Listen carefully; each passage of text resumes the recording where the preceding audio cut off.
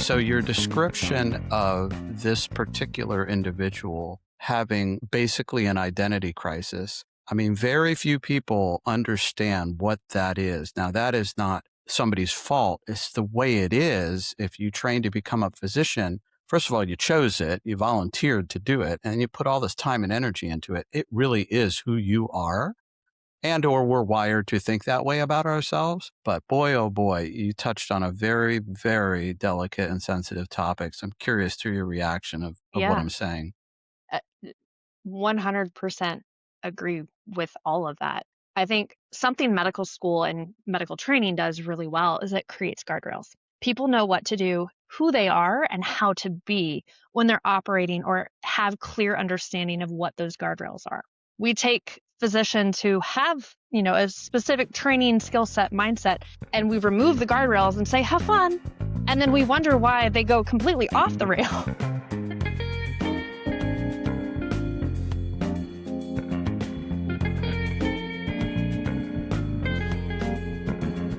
Hello and welcome to the Fire Chief Podcast, the only podcast dedicated to the Chief Medical Officer. I'm your host, Lee Scheinbart, and along with a fabulous team at the CMO Group, we bring you the most crucial conversations in healthcare and physician leadership.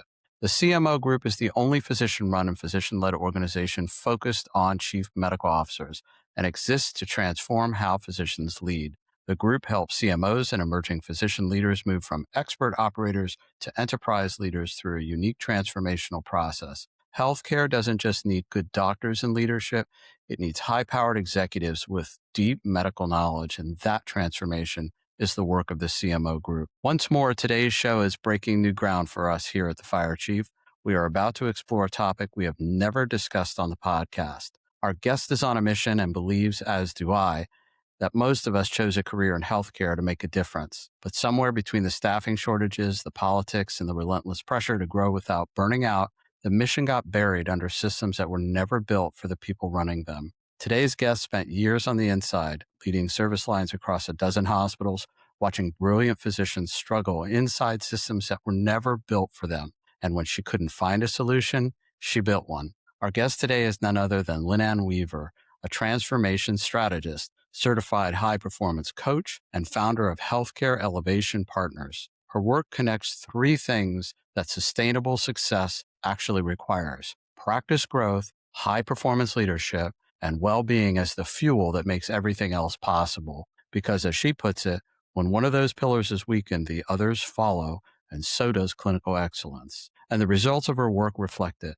Physicians grow their performance without sacrificing well-being. Teams go from being drained and divided to trusted and aligned, and physicians finally have the tools to turn adversarial relationships into collaborative ones. LynAnn, welcome to the show. Thank you so much for having me. Our pleasure. And we were introduced by a mutual acquaintance, Ethan and Kana, and he thought we might have a few things in common about how we approach healthcare. So Turns out we did. yeah, it turns out we did. And his mission statement is put physicians first always. And after talking with you, I believe all three of us in our own way share this philosophy in some measure. Would you agree? I do. So why don't we give our listeners a little bit about your background? Tell everyone how you arrived at building Healthcare Elevation Partners. Yeah. So throughout my career, I've been in service to physicians and healthcare organizations and patients. And towards the end of my time in administration before I left to start my company, I'd started really paying attention to several trends that I was seeing with the docs that I led. And one of those was that it seemed like there were kind of three buckets that a lot of our physicians fall into. One, where they were struggling to grow their practice. They were at higher risk of burnout. They tended to have more interpersonal conflict and challenges and seemed to be less happy, both professionally and oftentimes also at home. And then your middle bucket, where people just kind of kept their head down. They weren't necessarily thrilled or really feeling fulfilled, weren't knocking their goals out of the park, but they weren't suffering. And then our bucket of what I call our high performers who blew their performance or their growth goals out of the water. They were the ones that my nurses would ask to have teach them a new approach or provide education. They were the ones that administration would partner with to really create collaboration and create initiatives to move forward within the organizations, and they seem to be happy. And after working with several physicians in all of those buckets, had a situation happen where there was a doc came in about a month after I'd started in one of my service line leader roles. And he comes in, he sits down in my office, throws his badge on my desk,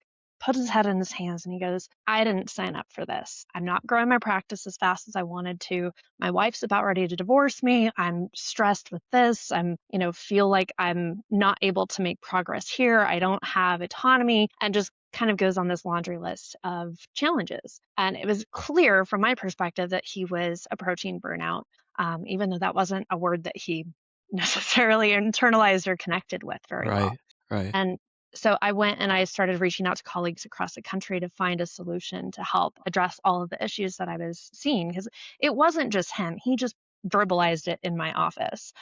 And I couldn't find something. I did Google searches. I spent hours researching, trying to find a solution. When I couldn't find one, I decided that I needed to create something so that I could help as quickly as possible resolve as many of those challenges and roadblocks that he was facing, so he didn't leave medicine altogether, and that we didn't lose a great doc and our patients didn't lose an opportunity to have life transforming surgeries, because he was clinically excellent. And so that was kind of the kickoff point, I would say, for what really spurred the idea of creating this business and having taken several physicians through all of the pillars that we coach from now and getting to see the positive upside. It's just been amazing. Well, we'll get into the details because I want people to hear about what you've thought through and what you've constructed. But that is one heck of a story. It sounds very personal, both to you and to that individual. That doctor was simply the tip of the iceberg. As you say, he's just the one who came and talked to you about it, but was, and no doubt in my mind, was not an isolated issue. Would you agree? Yeah. Yeah. Yeah, I've seen dozens and have come across even more, especially since becoming a coach. Yeah, yeah. And people will share things with you in your confidentiality that you don't often get in your workplace environment. So that's very powerful and very moving. And of course, um, yeah, this is a common refrain, at least either just before COVID and certainly during it. I didn't sign up for this, or we didn't sign up for this. But I think even if you extract COVID, I think many people would agree with that statement. What I started with umpteen years ago, or what I had in my mind, or what people told me, isn't how it shaped out. And have you heard that phrase more than once? Absolutely. And that Absolutely. story that I shared was pre-COVID. So Yeah. I've Well, heard it there you have more it. and more since then, for sure. Yeah. All right. Well, let's get into some of the details. So, as we're talking about, we're seeing the net impact on people. And you and I talked about physicians in leadership roles, low, medium, high performers within leadership that aren't getting formal preparation. And what do you see most often when that lack of training shows up in real life? Yeah, that's a great question. And I see it play out in multiple areas, but the ones that are most consistent is you're taking a physician who is oftentimes a top performer, exceptional clinically, and you're putting them into an environment where now they're not feeling as equipped. They're not given the tools that they're actually needed to be able to use to have the outcomes that they need. And they get hit with a different level of uncertainty than they've faced before. They're missing clarity around, what am I actually being measured on? Who am I supposed to be and how am I supposed to interact with people? I didn't realize, something I hear all the time is, I didn't realize how important navigating politics was going to be Mm, in this yes. role. Yes. And I have no idea what I'm getting into.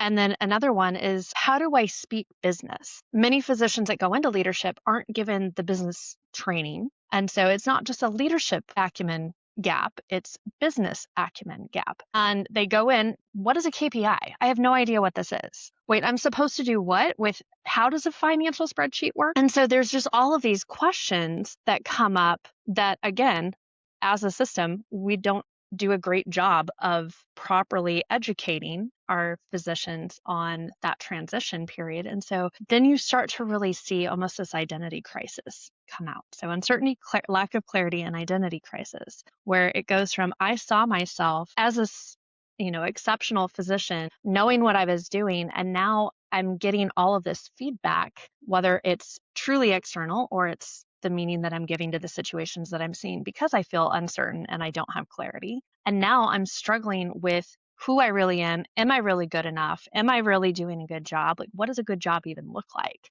And you can start to see things unravel. One of my clients that I'd started with 6 months too late into her leadership career, and something that I really prefer to avoid by getting a head start on equipping physicians with these tools, is she came into a new hospital not understanding the political nature, not understanding the key players. Her definition of leadership was very authoritative. In the OR that worked for her in her prior facility, you do what I say, don't ask any questions. Well, she took that same approach to leadership and ended up really pushing out and creating some tension between the primary group that supported her service line in terms of referrals and patient volume. And so that entire service line ended up seeing a significant decrease of referrals because they started sending to a competitor. And then you just watched her spiral.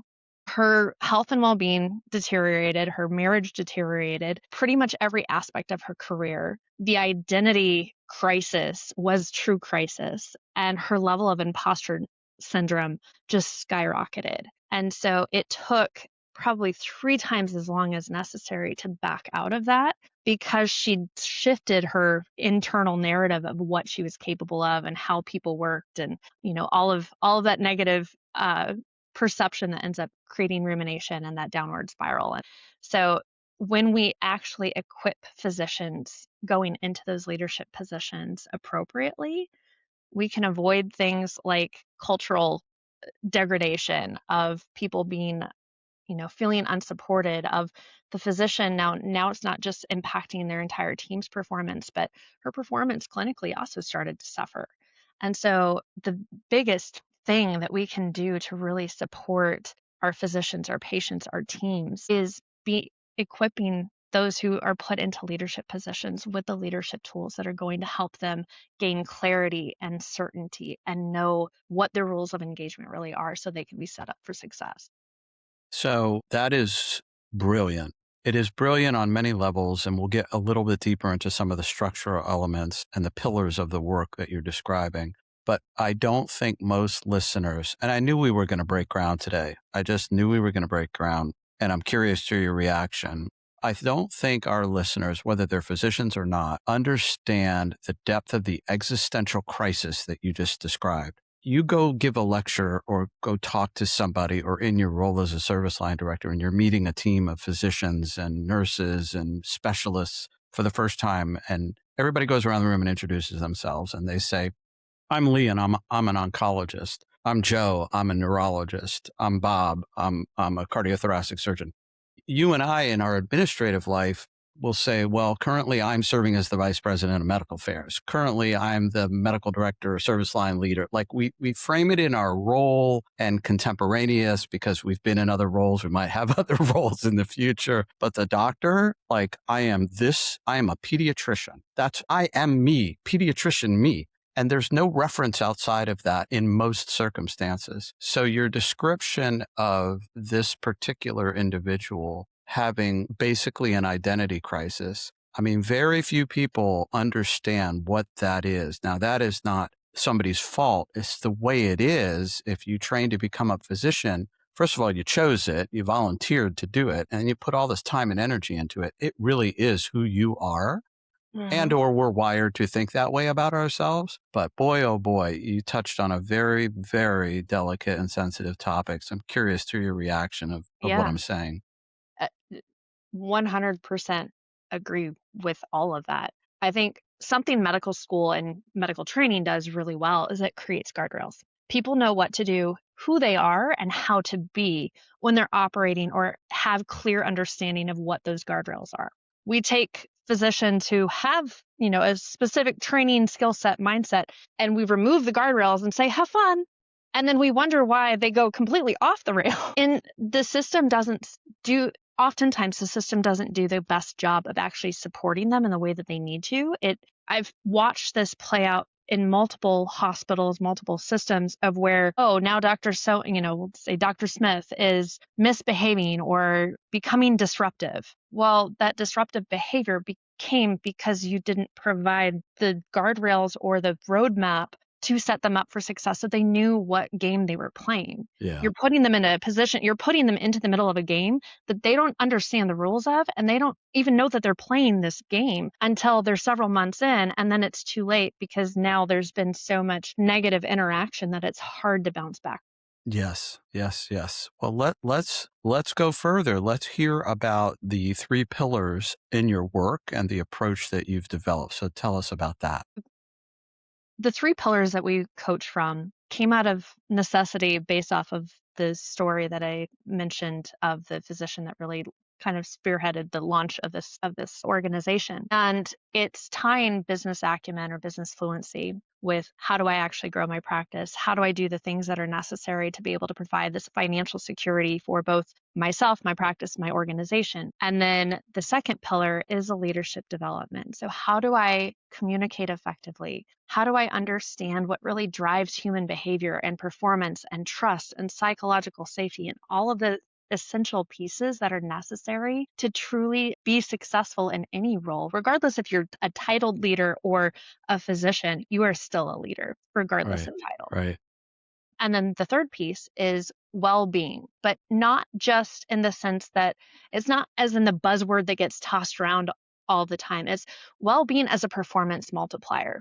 I had interviewed about 100 physicians specifically around this topic and asking why all of these well-being initiatives at systems were not being utilized or not necessarily moving the needle in the way that they were intended to and could. And when you dive into the psychology and the mindset around well-being, I heard a common theme of it's not that we don't think it's important. We know cognitively that protecting our well-being is important, but medical society teaches us that if I put my well-being above patient care, I'm a bad doctor, or I'm not doing enough, or I should, that lovely little word that we should all over ourselves.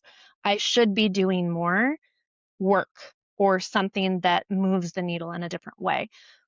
Even though so many people are, and it's becoming discussed more frequently, understand the benefit of protecting well-being, it hasn't created the culture shift within medicine to have the vast majority truly adopt it and embrace it and get to experience Mhm. the positive benefit of when I am operating with my energy level optimized. How much more productive am I? How much more efficient am I? More relatable, rational, all of the things that actually allow me to be a better leader. And so we look at it almost like a wheel or really a three-legged stool. So clinical excellence is the seat. The legs are practice growth and business acumen, leadership development, and well-being as a performance multiplier. If any one of those three gets knocked out or damaged, you're going to see everything shift and now clinical excellence deteriorates. And that's obviously not what any of us want. And so we actually teach it as an integrated system rather than individual silos, which is what every other company seems to do. Integrated systems. Now, we could have about 16 hours of an episode on that. And I really appreciate that approach that you're taking. Nothing's in a vacuum. They intertwine and one will absolutely impact the other. So for a chief medical officer, and we have plenty of those that listen to the show and those that aspire to be in a position to shape change in a system way, how might they think of those pillars if they're responsible for a group of physicians in a clinic setting, in a service line setting? Any advice for a chief medical officer on those three pillars? I think one of the most important aspects to answer your question is looking at the stage of career they're in, and not just stage of career, but also how long they've been with your organization.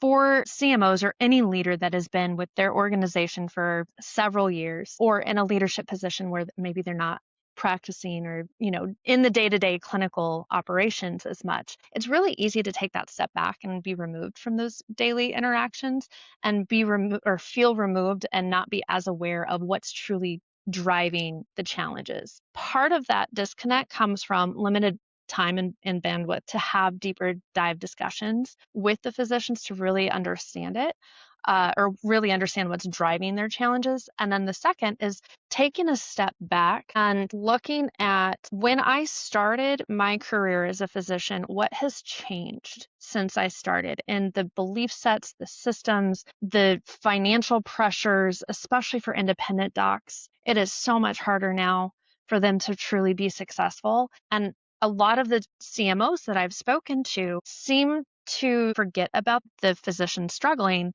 to fully understand it. So, for example, I had shared that description, granted, this was in writing, with a CMO of the 3-legged stool. And his response was, I don't think we have any physicians that are struggling with growth. We have a physician shortage. I said, I hear you. When was the last time you sat down and had a conversation with your independent physicians? Because this actually came directly from them. And I'd just spoken with their physician liaison a week or two before, and she rattled off 8 or 9 docs off the top of her head without even blinking an eye of physicians that were struggling with all 3 categories. And so it's just the biggest takeaway from that is, what can I do? What questions can I ask? And how can I actually reconnect to what's going on at the root level rather than what a physician who sees me in a position of leadership may be afraid to share with me? And how do I uncover the true challenges that they're facing today, not the challenges that I had when I entered my first job as a physician? So allow me to summarize to bring us right to the very next question.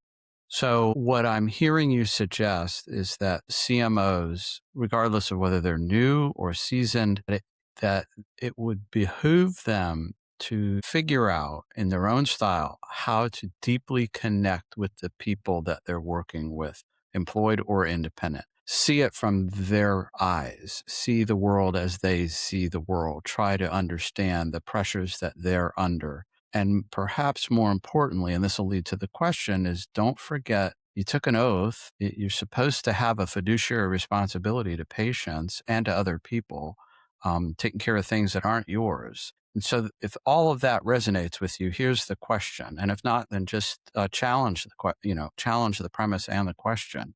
Maybe some of those CMOs have not been developed appropriately, onboarded appropriately, given leadership skills. And so I'm just curious about your thoughts about this part of the conversation. Yeah. It's really hard to teach what you're not taught, and you don't know what you don't know. And especially in organizations that lack structured leadership training or place a high value on leadership development, the likelihood of a CMO not being given the tools that they truly need to be substantially more effective than what they even are. There are definitely natural born leaders that just have that intuitive sense of how to lead. All of that can still be strengthened. And so to your question, I think we see that in multiple areas. We see that in how physicians are trained, and the only leadership that many physicians get coming out of residency fellowship is how they saw their attending handle interactions, and that's their frame of leadership. And it's not their fault that that's all they knew, but once we become aware of what's actually possible, we have that responsibility and ability Right. to respond in a way that sets us up to gain the tools that are going to help us help our teams elevate even higher. Yeah, nicely stated because it sort of gets into you have and I have observed these gaps. Do physicians in all levels, leadership, director, frontline, performers, who is there supporting them? Back to your original statements, who's teaching them how to lead and communicate, navigate all of this? And just because you get a title or additional letters after your name doesn't mean you're very good at it, even if you think you are. The Dunning-Kruger effect, you overestimate your level of competence, and you have to work and to develop all of that. Back to what you said earlier, I mean, it's not, some people are naturally good, but most of us, and I'm pointing to physicians here, we're good at what we've been trained to be good at, but we've got to relearn or learn new things. So yeah, it sounds like we're very much on the same page. How do you think CMOs might think about leadership development within their organization? I mean, should they be playing a role? Should they be influencing that? Should be advocating? How do you see that, or what has been your experience relative to that? Definitely advocating and definitely playing a role. in that title, everyone looks to you as that leader and as that person who has the answers.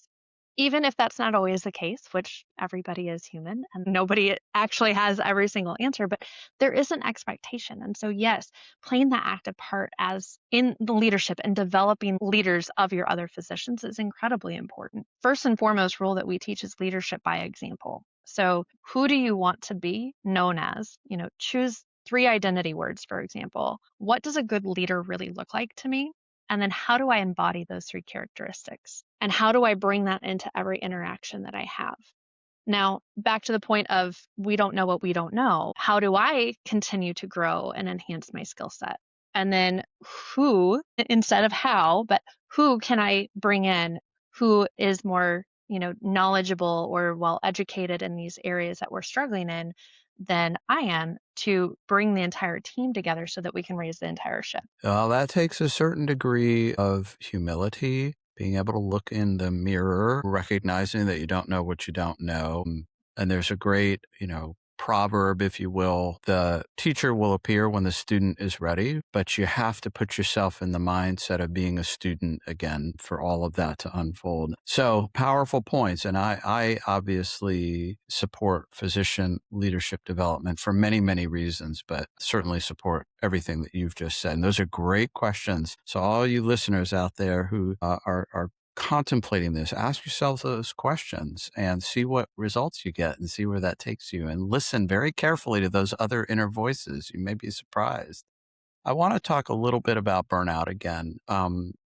Most of us recognize that what sets up people to experience features of burnout is this workload demand issue. Medicine is not what it used to be. It continues to rapidly evolve. I, for one, remember the days of very short progress notes in a chart. Nobody really cared whether you could read them or not. That's not great. There's a lot of potential safety issues there, but we were able to convey our points, and we would all work in the same, hospital ward and talk to each other. And then things get fragmented and disjointed, and there's more work and more documentation and more work and, more patients, and they're chronically sicker, and there's more of them, and there's not enough of us. But with that in mind, that's the ecosystem, if you will. You made a very clear point earlier about a lack of skills in navigating the system and navigating the politics within the system. So let's return to the physician leader concept, the CMO, the associate CMO, the medical director. How do those people in those roles think about those lack of skills? And while they're working on operations, while they're trying to equalize that workload demand, which is that daily work that you don't see, hopefully, how might they address this skill gap in navigation? Your thoughts about how to address that? I look at it 2 ways, one for the individual leader and 2 for the team that they lead. And so as an individual leader, it's paying attention to the things that take us out of our comfort zones or the areas that we may be uncertain about, and paying attention to the way that we respond in those situations. So if I'm in an uncomfortable situation where I am asked a question and I may not know the answer to it, or I'm challenged with, changing behavior in my team and I'm not exactly sure how to do it, and I want to be well liked, and I don't want to have to, come in and have challenging conversations, or I call them courageous communication conversations, because it makes me feel uncomfortable. Paying attention to how we respond to that, and then looking for the gaps that, okay, this is how I wish I could respond. This is what I've seen other successful leaders do. And here's something that maybe I can explore solutions for, whether that's through a mentor, a coach, reaching out to another leader so that I can grow personally, because we all see every interaction through the lens that we first see ourselves through, our capabilities, how we view our identity, how competent we are, how capable we are, and through past references or reference points. So past experiences that we've had and the belief that that causes us to have about similar experiences. And so the more awareness, self-awareness, reference point awareness, just understanding human psychology in general, the easier it's going to be to make the necessary personal shifts to take that self-leadership approach and start to shift the team's behavior through seeing you lead through by example. The second is equipping your team. So as a leader, as we become aware of what we don't know, it's also helping how can I better support my physicians or our entire team and identifying the gaps that they may have and keeping everybody aligned to their purpose and the mission. One of the things that you talked about earlier of, people becoming burned out and feeling lack of autonomy and all of these things are stacking on top of them. I've also seen physicians and C-suite who have taken on more than the majority of other physicians or leaders have, but they are so attached to their passion and their purpose and their mission in healthcare that they don't burn out and they can be working crazy hours. And I'm not saying that's typical or that's what we want to, aspire to, but it's possible. And part of that comes from realigning our identity outside of just the title that we play, but the impact that we make. And so, how can I help stoke my team's fire every day and reconnect them to their mission and their personal purpose, as well as the organizational purpose and how that ties together with their personal mission? Because that's something where you start to build better communities among the physicians in your organization. You also start to see shifts in dynamic and the way that people engage and interact because they're reconnected to that purpose and that passion, to the identity that they really have about themselves, the way they saw their career being able to go, and being able to better identify other areas or other gaps that in knowledge or skill sets that may come into play because now they're able to open up and share because they've watched you go through that same process. So, what's going through my mind, and tell me if I'm picking this up or I'm missing it. There's a theme here, and that's about connections, connecting to yourself, maybe back to a former version of yourself, even before you were too heavily trained or too heavily, worked on, and then connecting back to the why. Why did I do this? Why did I start to do this? Or looking at the behavior of those that are deeply connected, almost driven a little bit more than perhaps they should, but it's working. And then allowing that behavior to be modeled and shown and shared and being a little vulnerable about that so that the rest of the team begins to pick up on that. And we can almost by like, not osmosis, but you're sharing this behavior about being connected to yourself and your purpose and your mission. How does that help other people learn how to do that as well?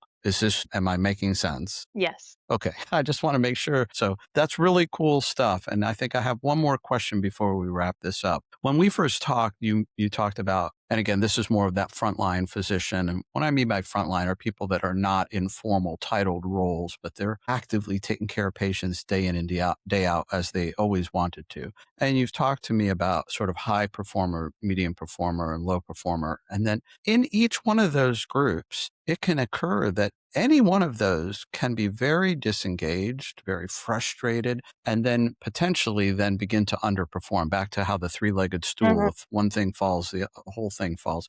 It's like, how do we approach the people that are experiencing those things of frustration and disengagement? Is there anything we didn't cover in this connection and reconnecting about how people might manage that level of where people are? I think frustration is the difference between expectation and reality. A frustrated physician is still engaged and they care enough to be frustrated. Once we get to disengagement, that becomes a little bit different approach. Would you Right. agree? Yeah. So let's just tackle the frustrated physician, helping identify what they actually expected compared to what they perceive they're experiencing. Some of that can be done better in the hiring process, in the onboarding, one-on-ones with whoever their direct leader is or their service line leaders on both clinical and business side. The area that I see a lot of systems fail in this is their leaders may not even recognize the challenges that are within their own organization or their system that this physician is not expecting to walk into. And so they don't know how to actually set them up for success. And then Right. because they don't see that that's a difference. And so I think that's an important piece of reaching out to other colleagues, really connecting and diving deep into challenges other systems are facing, or working with a coach to identify what are maybe some of the gaps that we aren't even aware of in the way that we're working with physicians, and bringing them on and equipping them with the skill sets. And then really looking at how do I start to track and trend the drivers of frustration? And how do we start to change our onboarding process or the way that we engage with them, the tool sets that we teach them, the leadership development training, whatever we're doing? How do we start to adjust that based off of the very specific feedback that we're getting? Some of that can be done through surveys. A best practice that we've put into a couple of the organizations that I've worked with is actually doing listening sessions, bringing in an outside consultant to sit down with the physicians and really drill into the things that are going on. It doesn't have to be long, but it gives people the opportunity to kind of air the dirty laundry to somebody who doesn't oversee their performance reviews, and then taking that and creating implementation plans on here is in order what's going to move the needle the most so that we can support our physicians, keep them happy, and also make sure that we're equipping them with the proper skill set so that their expectation can meet their reality. Obviously we've both done this work, not together in the same universe, but we've done this in parallel, and I couldn't agree with you more. For those who don't understand this, let me just reiterate this. It is not enough to just listen. You have to put on a piece of paper or in some communication, here are the things we heard, and here's the order in which we're fixing them. And on the 15th of next month, we're going to tell you what we did. On the 15th of the following month, we're going to tell you what we did. On the 15th of the following month, we're going to tell you what you did. We did. And if you don't do that second piece, forget it. You've lost all credibility. You've lost all trust. Now, we do this with the staff a lot. I think healthcare has evolved and we're doing a better job. Not great, not everywhere. We don't do it well with physicians. We just simply don't sit down, listen, and then do the implementation. I don't know why we don't. And when I say we, I mean the universe of healthcare. So I fully support what you just said. And that is very insightful that you have to implement what you've heard. And it may be more than what the physicians are saying. Maybe the physicians are saying, if you just listen to the nurses, I've heard that too. They tell me all this stuff. And if you just did that, that would make me feel better about this, that, or the other. And sometimes it's that shared insight that's really powerful. You brought up an even more powerful point of communicating it back. Mm-hmm. Because something that I hear all the time is I feel like what I share falls on deaf ears. Mm-hmm.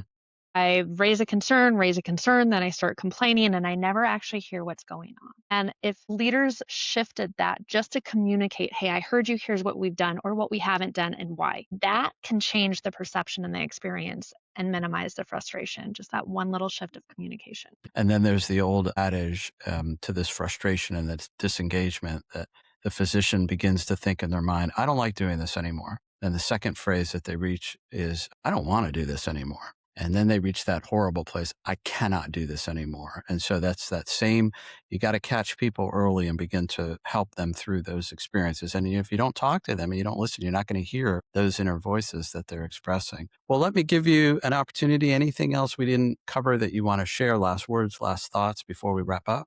I think from what we've spoken about earlier, and just something that I've seen the most successful health systems do, is they prioritize bridging that gap between missing skill sets and where people are actually coming in at. Having a specific process in place to identify those gaps, and then creating a specific game plan. Just like you go into surgery with a case plan, right? You would never go in to operate without, why do we expect people to walk into leadership roles without a game plan? And so whatever step that needs to be for your organization or your system, identifying where those gaps are and creating that game plan to help educate and equip the physicians that are tasked with leading and stepping into the unknown for them. I think everybody will have a much better experience moving forward. Absolutely.